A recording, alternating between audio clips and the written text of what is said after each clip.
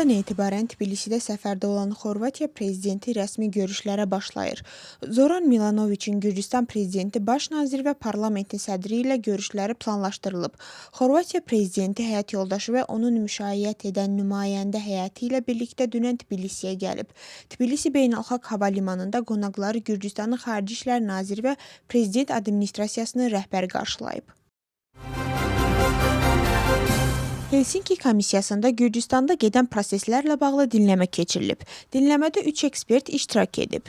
McCain İnstitutunun Qlobal Demokratiya Proqramlarının direktoru Laura Thornton, George Mason Universitetinin tədqiqatçısı Olesya Vartanyan və Beynəlxalq Consulting şirkətinin icraçı direktoru Claire Kayser. Laura Thornton bildirib ki, Gürcüstanda demokratik geriləmə 2015-ci ildən başlayıb və hazırda ölkədə müxalifət nümayəndələri və jurnalistlər də daxil olmaqla 121 siyasi məhbus var. O həmçinin son dövrdə qəbul edilən yeni qanunlara toxunub. McCain İnstitutunun Qlobal Demokratiya Proqramlarının direktoru Laura Thorntonun sözlərinə görə xarici agentlər haqqında qanun bir çox media təşkilatı üçün maliyyə vəsaiti əldə etməyə çətinləşdirib.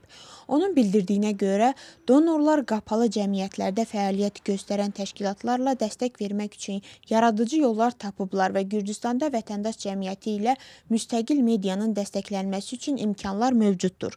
Laura Thornton qeyd edib ki, Gürcüstan hökumətinə dəstəyin dayandırılmasını, əvəzində isə Gürcüstan vətəndaş cəmiyyətinə dəstəyin artırılmasını istəyir. Rustavi şəhər meriyası idmançıların təşviqi məqsədi ilə Ali liqada çıxış edən Rustaveli voleybolçular üçün maaş təyin edilməsi barədə qərar qəbul edib. Bu yeniliyi idmançılara Rustavi meri Nino Laçabidze təqdim edib. İdmanın inkişafı və gənc idmançıların həvəsləndirilməsi məqsədi ilə Rustavi meriyası uğurlu idmançılara aylıq təqaüd verir və onlara zəruri idman avadanlıqları ilə təmin edir. Hazırda meriyanın təqaüd proqramından 115 uğurlu idmançı və 40 məşqçi yararlanır.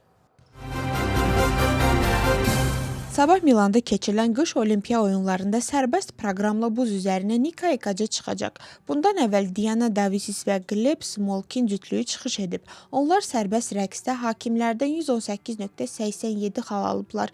İki proqramı cəmi üzrə isə 196.2 xal toplayaraq olimpiyadanı 13-cü yerdə başa vurublar. Bu nəticə Gürcüstan üçün idman rəqsləri kateqoriyasında olimpiya tarixində ən yaxşı göstəricidir. Fevralın 13-də isə qısa proqramda 85.11 xal toplayaraq 15-ci yerdə qərarlaşan Nika Ekaca sərbəst proqramla çıxış edəcək. Qış olimpiya oyunları fevralın 22-sində başa çatacaq. Ukrayna prezidenti ABŞ-ın prezident seçkilərinin tarixinin elan olunmaması halında Ukraynaya təhlükəsizlik zəmanətlərindən imtina edəcəyi ilə bağlı yayılan məlumatları təkzib edib. Vladimir Zelenski bildirib ki, seçkilər yalnız bütün müvafiq təhlükəsizlik zəmanətləri təmin edildikdən sonra keçiriləcək.